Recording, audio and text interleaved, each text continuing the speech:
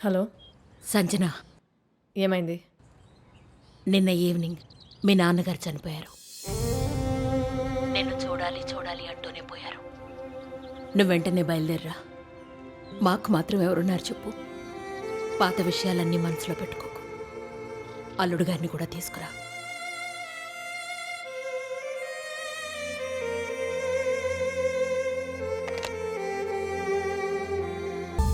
Hi Sanjana, what a pleasant surprise. నువ్వేంటి ఇక్కడ?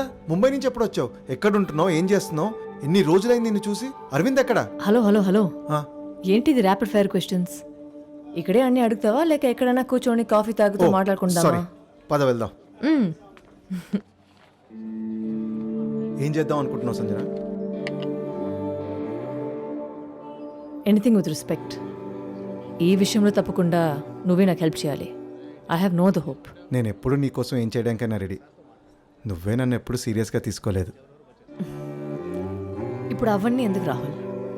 నీకేదైనా తెలిసిన కంపెనీలో ఒక జాబ్ రిఫర్ చేయి.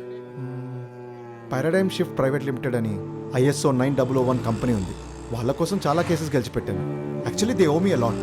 నీకు కావాలంటే అక్కడ ట్రై చేయి. నేను ఎలాగైనా జాబ్ వచ్చేలా చేస్తాను. ఆ, నువ్వు తప్పుగా అనుకోనంటే ఒక మాట చెప్పనా? చెప్పు. నాకు ఒక అవకాశం చూపించమని మాత్రమే అడగడానికి వచ్చాను. జాబ్ ఇప్పించేస్తావని కాదు. ఉద్యోగం అనేది నాకున్న అర్హతని బట్టి రావాలి. అప్పుడే నీకు నాకు మన మధ్య ఉన్న రిలేషన్షిప్కి మర్యాద. ఇలా అయితే ఎలా బ్రతుకుతావు సంజన? ఎలాగైనా బతికేద్దాం అనుకునే వాళ్ళు ఎలాగోలా బతికేస్తారు. కానీ ఇలాగే బతకాలి అనుకునే వాళ్ళు బ్రతకడం కష్టమే. But I'm okay with that.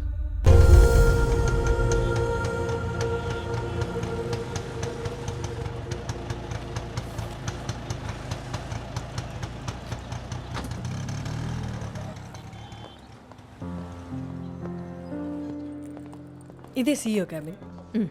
Okay, all the best. Thanks. Excuse me sir. Yes, come in.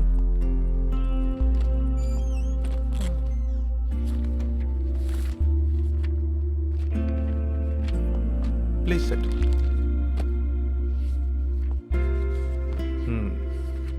Miss Sanjana, right? Yes sir. Rahul sir మాకు చాలా ముఖ్యమైన వ్యక్తి. ఆయన పంపించారు కాబట్టే ఇంత దూరం మీకు ఇంటర్వ్యూకి రమ్మని చెప్పాం. టు బీ ఫ్రాంక్, మీ క్వాలిఫికేషన్ చూస్తే దీనికి సరిపోయే జాబ్ మా కంపెనీలో లేదండి. సార్ అలా అనకండి సార్.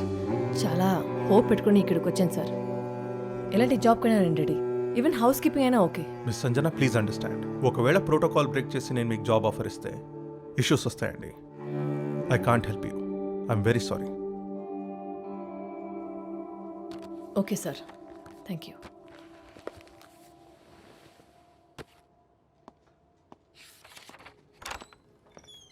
ఎక్స్క్యూజ్ మీ సార్, యారేను మన జూంబా ఇన్స్ట్రక్టర్ ఇవాళ కూడా రాలేదు. ఏవేవో రీజన్స్ చెప్తున్నారు. మన ఎంప్లాయీస్ అంతా బాగా కంప్లైంట్ చేస్తున్నారు sir. Renu, recruit someone else. ఆన్లైన్లో యాడ్ పోస్ట్ చేయండి. Do I need to tell all this? ఇంత పెద్ద సిటీలో can't you find one Zumba instructor? Sir, if you don't mind ఆ జాబ్కి నేను ట్రై చేయొచ్చా? Are you qualified Zumba trainer? అంటే స్కూల్లో కాలేజ్లో బాగా డాన్స్ చేసేదాన్ని. మిస్ సంజన, ఆ డాన్స్ వేరు, ఇది జుంబా ఫిట్నెస్ యాక్టివిటీ. ఇక్కడ పార్టిసిపేట్ చేసేవాళ్ళు CEOs, executives and team members. వాళ్ళకి ఏదైనా హెల్త్ ఇష్యూ వస్తే ప్రాబ్లం వస్తుందండి. సార్, ఏ ప్రాబ్లం రాకుండా నేను చూసుకుంటాను సార్. ఈ జాబ్ నాకు చాలా అవసరం. అది సార్ కాదు. Please sir, just one chance. Okay, నా సొంత రిస్క్ మీద మీకు ఒక ఆపర్చునిటీ ఇస్తున్నాను. But remember, don't let me down. Okay sir. Renu, sir. Show her the aerobic space. Sure sir, please. All the Thank you, best. sir.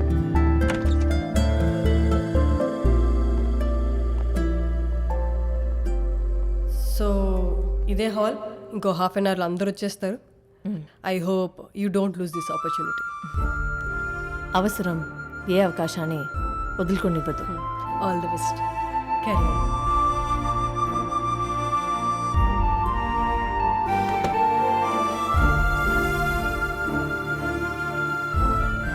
పేరెంట్స్ని కాదని నాతో వచ్చావు. ఇప్పుడు నన్ను కాదని ఎక్కడికి వెళ్తావు? ఎలా బతుకుతావు? పాపను పెట్టుకుని సింగిల్ మదర్గా ఇంత పెద్ద సిటీలో బతకడం కష్టమే. డాన్స్ ఇంకొకళ్ళ మెప్పు కోసం కాదు, మన కోసం మనం చేయాలి. మనం చేసే డాన్స్ మనం ఎంజాయ్ చేయగలిగితే చూసేవాళ్ళు కూడా ఎంజాయ్ చేస్తారు.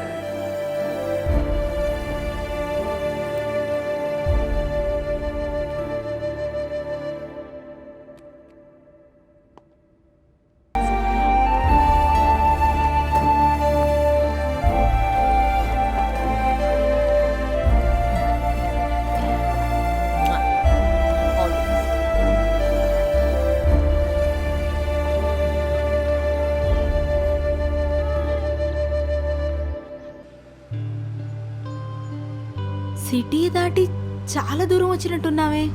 అయినా సిటీని వదిలేసి ఇంత దూరం వచ్చి ఎవ్వరైనా ఉంటారా నీ పిచ్చి కాకపోతే? సిటీలో ప్రతి వాడికి పక్కవాడి బతుకు మీద ఎక్కువ ఇంట్రెస్ట్. అందుకే ఇక్కడైతే నన్ను అడిగేవాళ్ళు ఉండరు. నేను సమాధానం చెప్పాల్సిన అవసరం ఉండదు. ఒకరుగా ఉన్నప్పుడు ఒంటరిగా ఉండటమే బెటర్. ఇక్కడైతే రెంట్ కూడా తక్కువ, పాప ఫీజు కూడా చూసుకోవాలిగా. ఇక్కడే స్టాప్. ఎంత పెద్దదైపోయింది Riya. Riya, see what I got for you.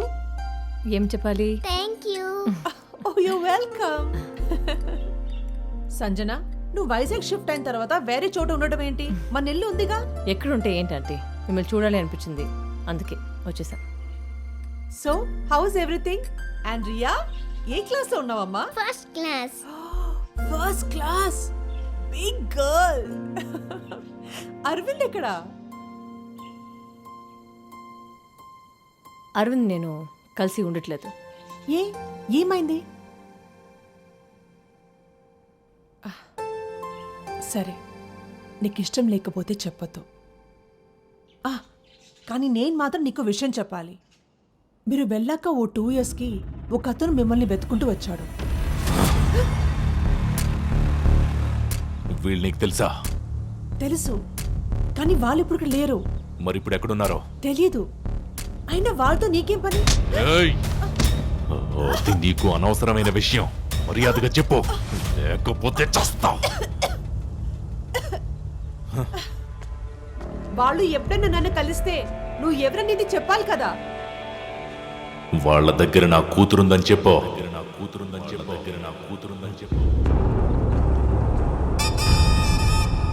అతని వాలకం చూస్తే వాడేదో పిచ్చి ఆసుపత్రి నుంచి పారిపోయి వచ్చినట్టు అనిపించింది. అందుకే నేను కూడా అంత సీరియస్గా తీసుకోలేదు. కానీ ఇది జరిగిన 2 daysలో టీవీలో ఒక న్యూస్ చూశాను. మతి స్థిమితం కోల్పోయిన స్థితిలో ఓ వ్యక్తి మెంటల్ అసైలం నుంచి తప్పించుకొని ఇద్దరిని చంపి తన ఇంట్లోనే పెట్రోల్ పోసి తగలబెట్టిన ఘటన విశాఖ శివారు ప్రాంతంలో చోటు చేసుకుంది. పోలీసులు అతని కోసం గాలిస్తున్నారు. అది చూసిన తర్వాత నాకు అనిపించింది అతని గురించి మీకు ఇన్ఫార్మ్ చేద్దామని. చాలా ట్రై చేశాను కూడా, కానీ మీ ఫోన్ నెంబర్ దొరకలేదు. అయినా అది జరిగి కూడా 2 years అయిపోయింది. ఇప్పుడు ఇలా కలిసేసరికి చెప్పాలనిపించింది చెప్పాను. రియా, ఇంకొంచెం తింటావా? సరే ఆంటీ, బయలుదేరతాము.